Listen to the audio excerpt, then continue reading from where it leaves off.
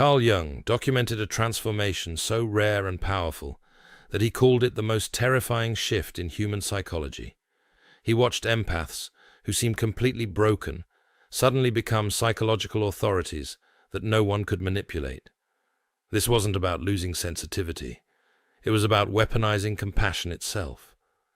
What specific moment forces the kindest person in the room to become its most strategically dangerous force?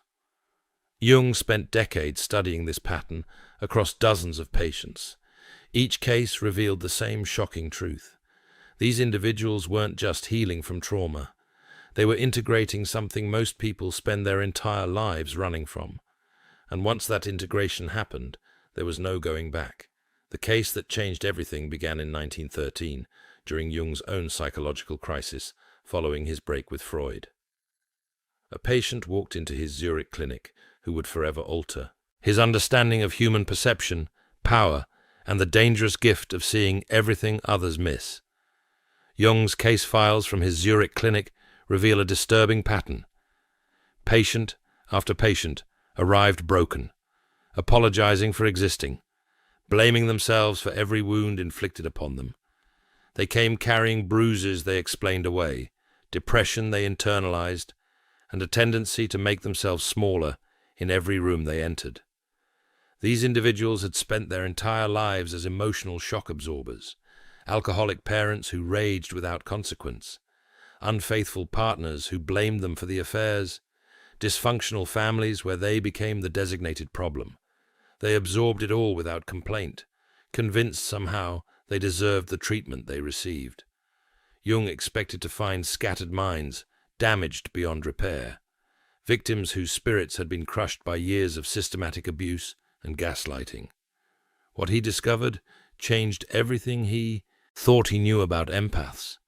These patients hadn't been broken by abuse. They had been studying it with surgical precision. When Jung asked them to describe their relationships, he didn't get the confused ramblings of traumatized minds. He got detailed psychological profiles that would make a trained analyst jealous. Jung found they kept mental records of everyone who hurt them. Not emotional memories, strategic data. They knew their abusers' triggers with pinpoint accuracy. They understood their insecurities at a level the abusers themselves didn't comprehend. They had mapped fears, patterns, and psychological weak points with the precision of a military strategist plotting enemy vulnerabilities. One patient could predict her husband's emotional states 3 days in advance, based on micro-expressions most people would never notice. Another knew exactly which words would devastate his narcissistic father, having catalogued every wound in the man's psyche over 30 years. They had never used this knowledge, not once, not to defend themselves, not to retaliate, not even to protect themselves from future harm. They had simply collected the information unconsciously, the way a computer logs data in the background, until something pushed them past a breaking point that couldn't be uncrossed. Jung wrote that the empath's mind isn't a victim's diary. It's a war room waiting for activation. These individuals weren't sensitive souls crushed by the world.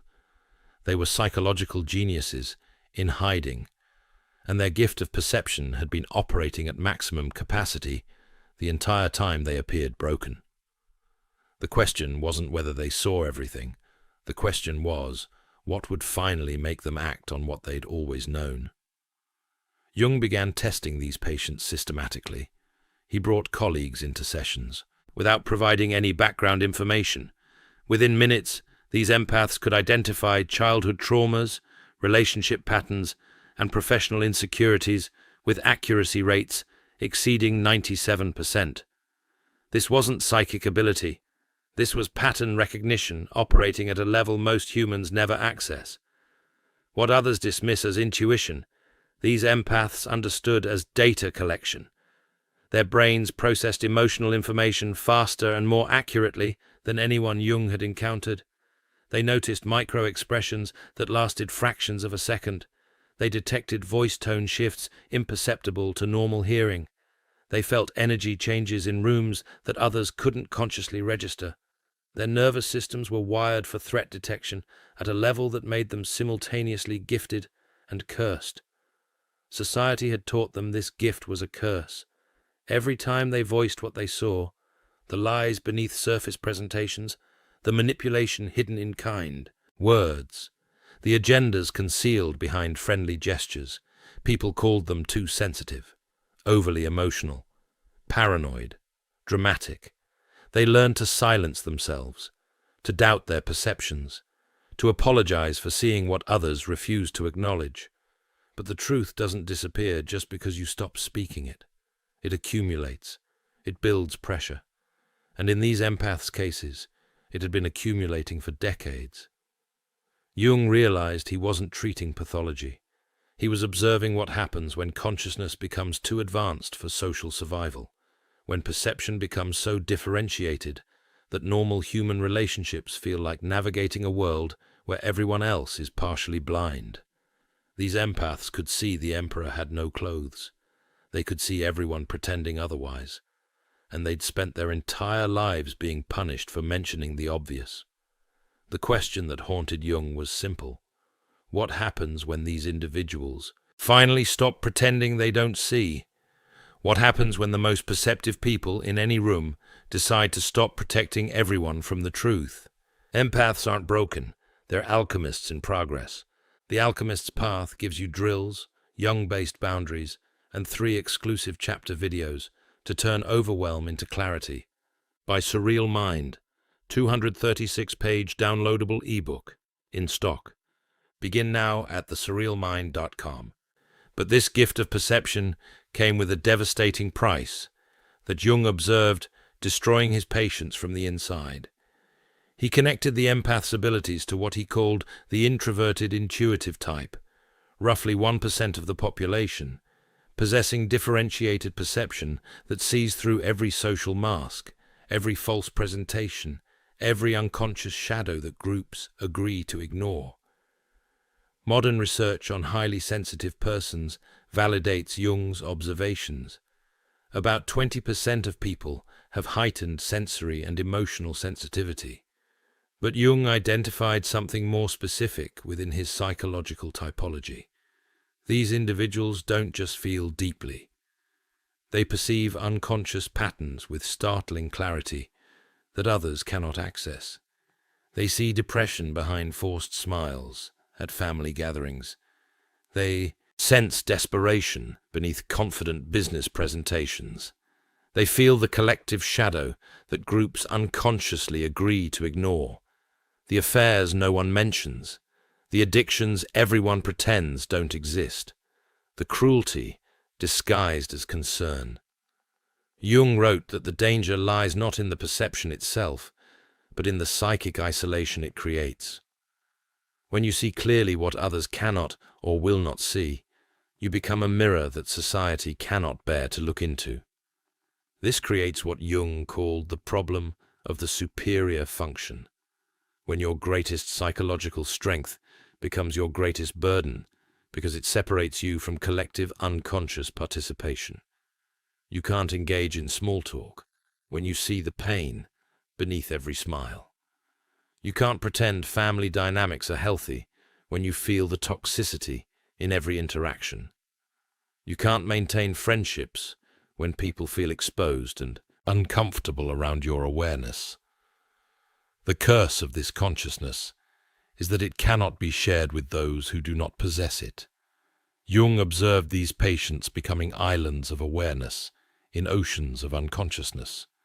They lived in a different reality from everyone around them, not because they were delusional, but because they were seeing what actually existed beneath social agreements to pretend otherwise. This isolation isn't just social, it's existential. These individuals often reported feeling like they were living in a different dimension, watching a play where everyone else had agreed to pretend the actors weren't reading from scripts. But the isolation was only the beginning of their suffering. The real danger came from what Jung extensively documented as shadow projection. When someone's darkness is reflected back through clear perception, the unconscious mind faces 2 choices: integrate the shadow or attack the mirror. Jung documented this pattern repeatedly in his clinical work. The person who sees clearly gets blamed for creating the problems they're merely observing. His patients with differentiated intuition experienced this constantly, and it was driving them towards psychological breakdown. When they would gently suggest someone seemed troubled, that person would explode at them for being negative or creating drama. When they'd express concern about obvious problems in family systems, they'd be accused of being judgmental or manufacturing issues where none existed. One patient mentioned her sister's drinking problem at a family dinner. The entire family turned on her, not the alcoholic sister. She became the problem for mentioning the obvious, the scapegoat for making everyone uncomfortable by refusing to participate in collective denial. Another patient noticed financial irregularities at his workplace and quietly mentioned them to his supervisor. Within weeks, he was labeled as paranoid, difficult, and eventually fired. 6 months later, an audit revealed millions in fraud, exactly what he'd tried to report. No one apologized. Jung realized this wasn't coincidence. It was psychological defense at the collective level. In his work on shadow projection, he discovered that everything which irritates us about others can lead us to understanding ourselves. But for most people, it's easier to attack the person reflecting their shadow than to examine what's being reflected. This creates what Jung called the scapegoat phenomenon. Highly perceptive individuals often become the designated problem in every group they enter, not because they cause problems, but because they reveal problems that already exist in the collective unconscious. Jung observed that the bearer of superior perception becomes the repository for all that the group cannot consciously acknowledge about itself.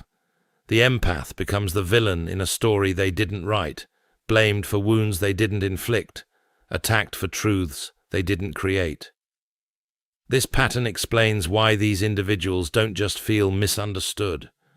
They feel systematically targeted by a force they can't rationally explain, because they are being targeted unconsciously by everyone who cannot tolerate having their shadow reflected back to them. Most dangerously, Jung found that people who absorb unconscious contents from others often lose contact with their own authentic personality. They become so flooded with external psychological material that they can't distinguish between their own inner world and what they're absorbing from their environment. Jung called this participation mystique, a state where psychological boundaries dissolve and the individual becomes merged with collective unconscious contents. The empath stops knowing where they end and others begin. One patient described it as wearing everyone else's emotions like heavy coats she couldn't remove. She'd wake up anxious and spend hours trying to figure out if the anxiety was hers or something she'd absorbed from her husband, her children, her co-workers. She'd feel depressed and wonder if it was her depression or her mother's, projected onto her during their last phone call. This wasn't just confusion. This was psychological annihilation, the complete loss of individual identity in favor of collective possession. Jung wrote that the danger is not merely social exile, but the dissolution of self. When you've spent your entire life absorbing others' contents, you stop knowing who you are underneath all that external material. These empaths became everyone and no one simultaneously, shape-shifters who could mirror anyone but couldn't locate their own reflection. This is why Jung considered the integration of superior perception not just therapeutically important, but psychologically urgent. Without it, these individuals would literally lose themselves to the collective unconscious, drowning in everyone else's unprocessed material. The transformation doesn't happen gradually. Jung identified a consistent trigger across every case he studied: shadow integration under extreme duress. The catalyst was always betrayal by someone completely trusted, combined with the sickening realization they had ignored the warning signs all along. In case after case, Jung documented the same scenario unfolding. The empath would discover infidelity, financial betrayal, or emotional manipulation from their closest person. A spouse's affair? A parent's theft? A best friend's systematic gossip campaign? What made it devastating wasn't the act itself. It was the recognition that they had seen every sign, catalogued every red flag, noticed every inconsistency, and chosen to ignore their own perception. They had betrayed themselves by refusing to believe what they clearly saw.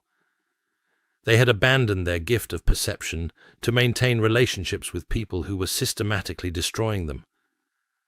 These patients did what empaths always do. They stayed silent. They absorbed the pain. They blamed themselves for not being enough, not trying hard enough, not loving hard enough. They convinced themselves that if they just became more perfect, the betrayal would stop. Then came what Jung called the clarity event, the moment when pattern recognition finally overwhelmed their need to believe the best in people, the moment when years of suppressed perception erupted into consciousness all at once. Most people would expect empaths to cry, to scream, to fall apart in messy emotional chaos. Their abusers certainly expected that reaction. They were prepared for tears, for begging, for desperate attempts to salvage the relationship. What happened instead was something that terrified everyone involved. The empaths became unnaturally calm. Jung described it as the moment the victim realizes they've been playing chess while everyone else thought it was checkers.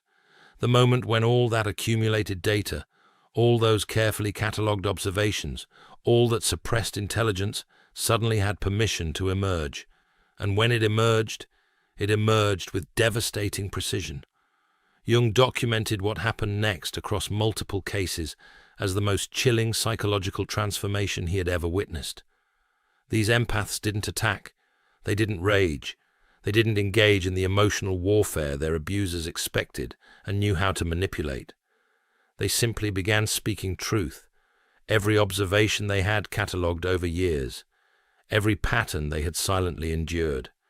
Every manipulation they had pretended not to notice.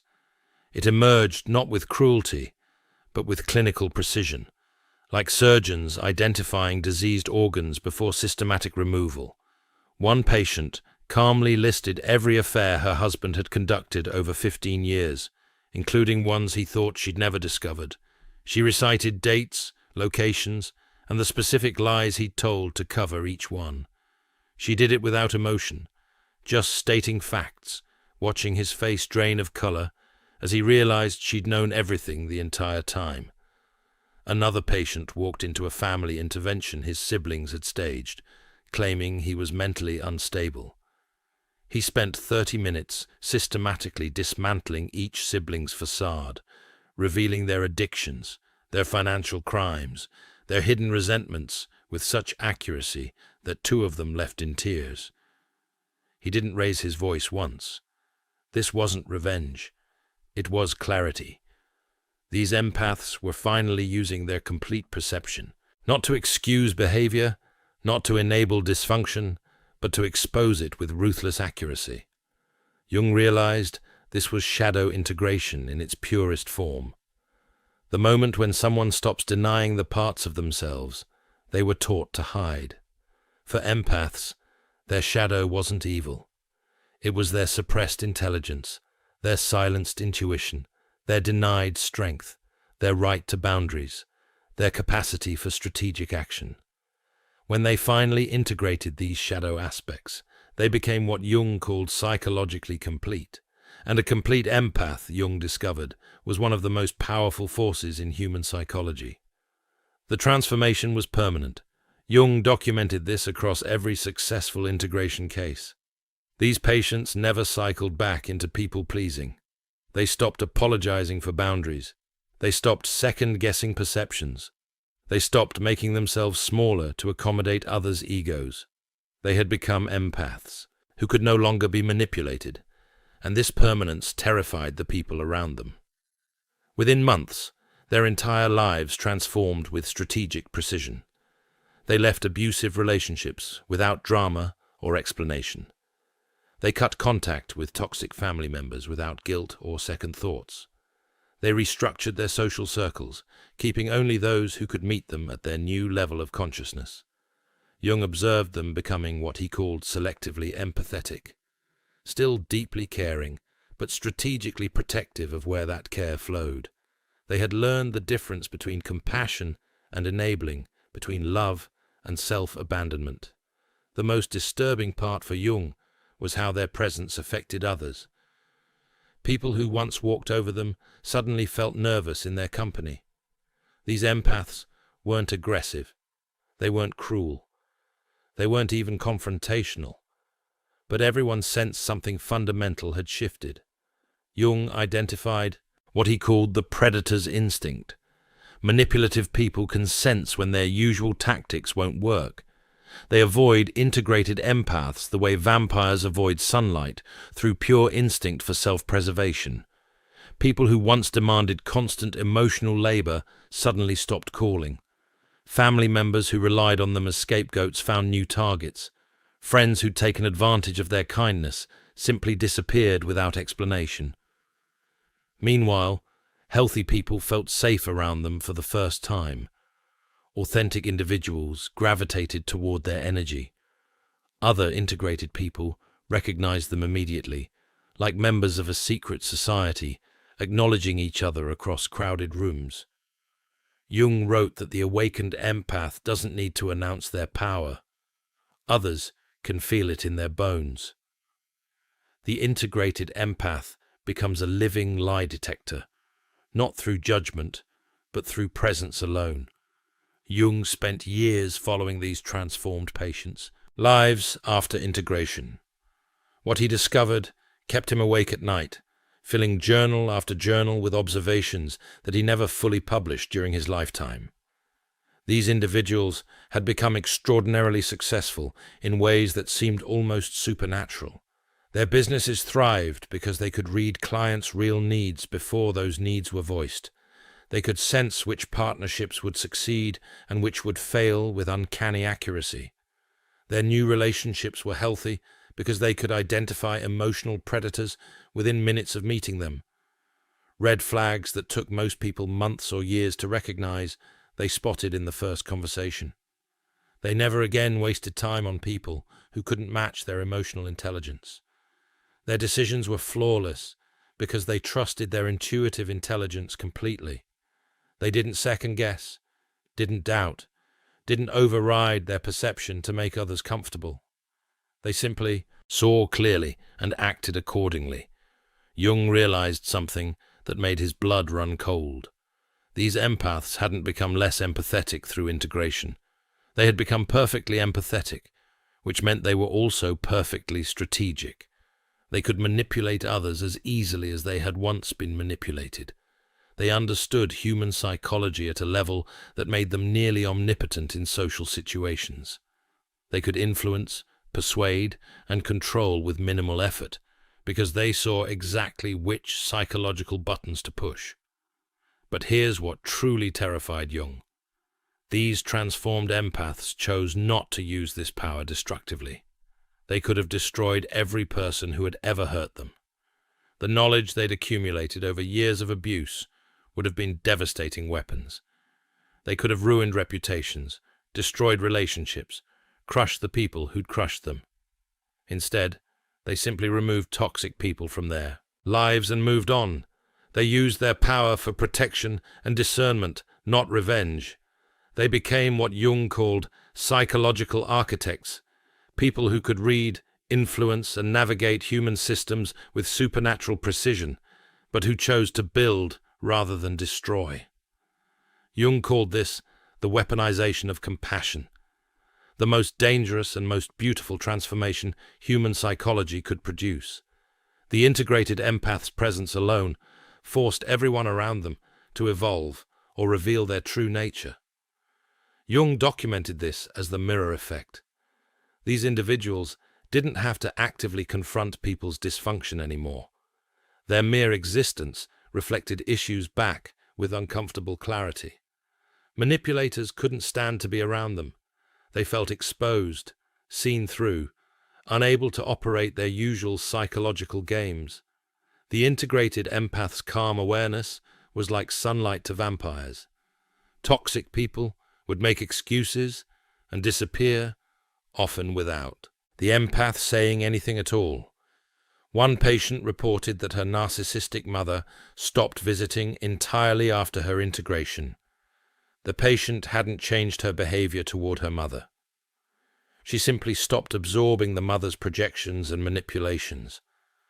The mother sensed this shift immediately and withdrew, unable to tolerate being around someone she could no longer control. Meanwhile, authentic people felt safe with these empaths for the first time. They could sense that the integrated empath had no hidden agendas, no need for validation, no desire to manipulate. Genuine individuals felt permission to be themselves completely. Jung observed that the integrated empath becomes someone who can see through others completely, but no longer needs anything from them. This combination of total perception and zero neediness creates a presence that either elevates people or repels them. The empath becomes a living, sorting mechanism, unconsciously organizing their environment into authentic connections and exposing toxic patterns without effort. Jung understood that superior perception must be integrated consciously to avoid destruction. Without integration, these gifts become curses that lead to isolation, identity dissolution, or psychological breakdown. He developed what he called the individuation process, specifically to help highly perceptive individuals transform from victims to authorities. The process has 3 essential phases that every integrated empath must master. First, recognition and differentiation. This requires establishing conscious discrimination between what belongs to yourself and what you've absorbed from others. Without this foundational skill, the empath remains lost in participation mystique, drowning in everyone else's contents. Jung instructed patients to spend time in complete solitude daily, not just alone physically, but in complete mental isolation. No phone, no music, no distractions, just silence, allowing absorbed material to settle so they could recognize their own authentic psychological voice beneath the noise. This practice reveals a shocking truth. Most empaths discover that up to 70% of what they thought were their own emotions actually belong to others. The anxiety wasn't theirs. The depression wasn't theirs. The shame, the guilt, the inadequacy, most of it absorbed from their environment and mistaken for personal content. Second, shadow integration. This phase proves most challenging because it requires acknowledging your capacity for every quality you observe in others. People who see others' shadows clearly often do so because they haven't integrated their own. The more you deny your capacity for deception, selfishness, manipulation, or cruelty, the more disturbed you become seeing these qualities in others. Shadow integration means acknowledging you contain every human quality you observe. You're capable of lying, of using people, of cruelty when threatened. This doesn't make you bad. It makes you complete. It makes you human. This integration is paradoxically what allows you to see clearly without judgment. When you've accepted your own shadow, you can witness others' darkness without needing to fix it, without taking it personally, without becoming destabilized by it. Third, conscious participation. The ability to engage with others' psychological contents without being overwhelmed or losing individual identity. Jung called this developing psychological containers. The ability to hold others' unconscious contents temporarily while maintaining clear awareness they are not your own. This final phase transforms the empath from victim to bridge, from someone destroyed by perception to someone who serves as a conscious link between the unconscious and conscious realms. The integrated empath becomes what Jung called a consciousness pioneer, someone whose psychological development precedes collective readiness. These individuals serve as advanced scouts for territories humanity will eventually need to explore. Jung wrote in The Undiscovered Self that the individual has always been the carrier of the living spirit, the one who brings about change in society. He believed people with superior perception serve as culture carriers, helping consciousness evolve by making unconscious material conscious before the collective is ready to see it. Throughout history, highly perceptive individuals appeared before collective consciousness could integrate their insights. They served as early warning systems for psychological, social, and spiritual developments that would later become obvious to everyone. Jung believed that in the modern era, highly perceptive individuals might be sensing psychological patterns that explain collective behavior, environmental and social unsustainability, before it becomes obvious, spiritual possibilities beyond current religious frameworks and collective shadow, contents that desperately need conscious integration. The integrated empath doesn't serve evolution by being a martyr to consciousness. They serve by developing their perceptions so completely that it becomes a gift to the whole, not by sacrificing individuality, but by embodying more conscious ways of being. At the highest level of integration, Jung observed these individuals holding their abilities lightly, seeing clearly without attachment to others, accepting what they see, perceiving deeply without compulsion to fix everything they observe. Jung called this the transcendent function, the ability to serve consciousness evolution naturally, without forcing or preaching, simply by being who they fully are. The integrated empath achieves what seemed impossible: love with boundaries, sensitivity to feel everything, and wisdom to choose what deserves energy. Someone who can see through others completely, but no longer needs anything from them. Remember, Jung's patient from 1913, who changed his understanding of empathic potential. After 3 years of working through Jung's individuation process, her life transformed completely. She learned to distinguish between her psychological contents and absorb material from others. She found work as a counselor, where her differentiated perception helped troubled individuals feel truly seen for the first time. She built relationships with people who valued her insights rather than fearing them. Most importantly, she stopped experiencing her superior perception as a curse and began understanding it as what Jung called a gift requiring conscious development. Jung wrote about her transformation in his private notes. The patient learned not to see less, but to see more wisely, not to perceive less deeply, but to engage more consciously with what she perceived. Her gift remained intact, but her relationship to it became integrated rather than overwhelming. This represents the full realization of the empath as authority, not authority over others, but authority over their own perception, their own energy, their own psychological space. They become sovereigns of their inner kingdom, allowing entry only to what serves their evolution. The awakened empath represents what Jung believed was humanity's next evolutionary step. People who feel everything without being destroyed by it, who see everything without becoming cynical, who love deeply without losing themselves, who wield tremendous psychological power with wisdom and restraint. This transformation isn't about becoming cold or disconnected. It's about becoming complete. The integrated empath maintains full access to their sensitivity while developing the strategic intelligence to protect it. They haven't lost their gift. They've learned to use it consciously. Jung's research proves this transformation isn't just possible. For empaths pushed to their breaking point, it's inevitable. The question isn't whether the empath will snap. The question is whether they'll integrate consciously like Jung's documented cases, or let the shadow consume them destructively. Most empaths, when pushed beyond their limits, choose integration. They don't become cruel. They become precise. They don't lose their hearts. They gain backbones. Your sensitivity isn't your weakness. It's your weapon. The day you learn to wield it consciously is the day you become truly powerful. Not dangerous to innocent people.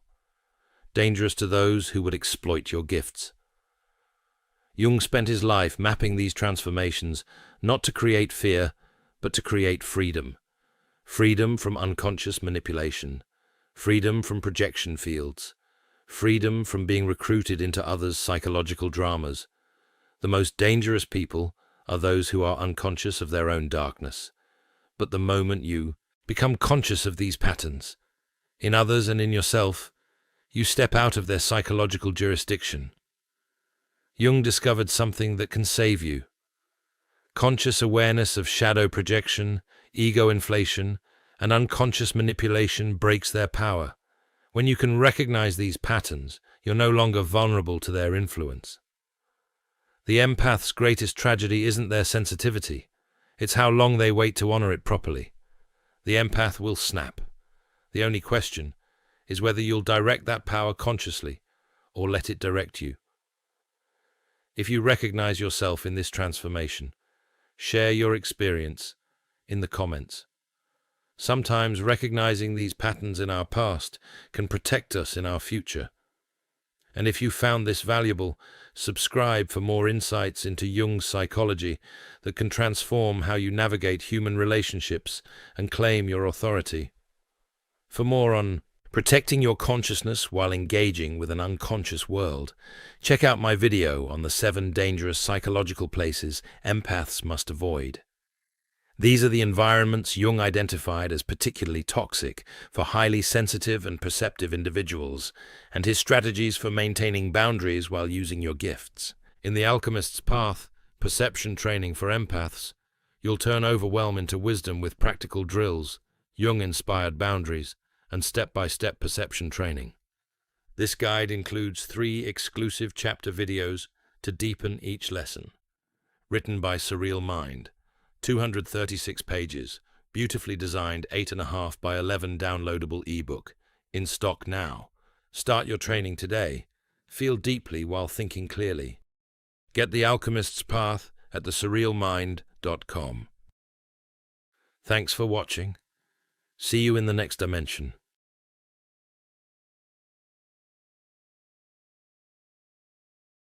Sensed this shift immediately and withdrew, unable to tolerate being around someone she could no longer control. Meanwhile, authentic people felt safe with these empaths for the first time. They could sense that the integrated empath had no hidden agendas, no need for validation, no desire to manipulate. Genuine individuals felt permission to be themselves completely. Jung observed that the integrated empath becomes someone who can see through others completely, but no longer needs anything from them. This combination of total perception and zero neediness creates a presence that either elevates people or repels them. The empath becomes a living, sorting mechanism, unconsciously organizing their environment into authentic connections and exposing toxic patterns without effort. Jung understood that superior perception must be integrated consciously to avoid destruction. Without integration, these gifts become curses that lead to isolation, identity dissolution, or psychological breakdown. He developed what he called the individuation process, specifically to help highly perceptive individuals transform from victims to authorities. The process has 3 essential phases that every integrated empath must master. First, recognition and differentiation.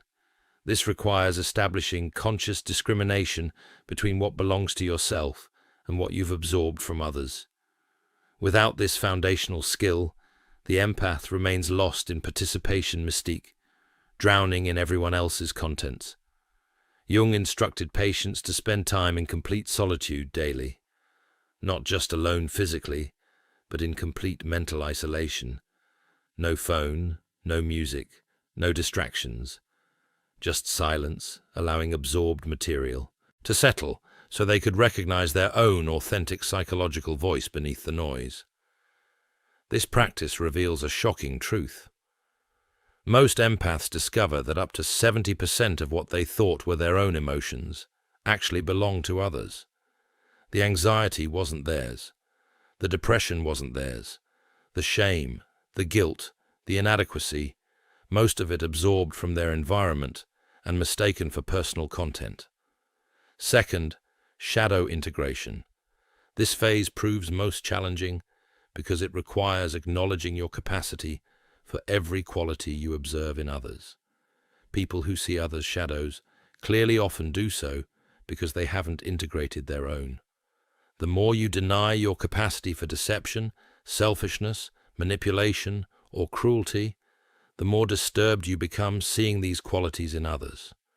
Shadow integration means acknowledging you contain every human quality you observe. You're capable of lying, of using people, of cruelty when threatened. This doesn't make you bad. It makes you complete. It makes you human. This integration is paradoxically what allows you to see clearly without judgment. When you've accepted your own shadow, you can witness others' darkness without needing to fix it, without taking it personally, without becoming destabilized by it.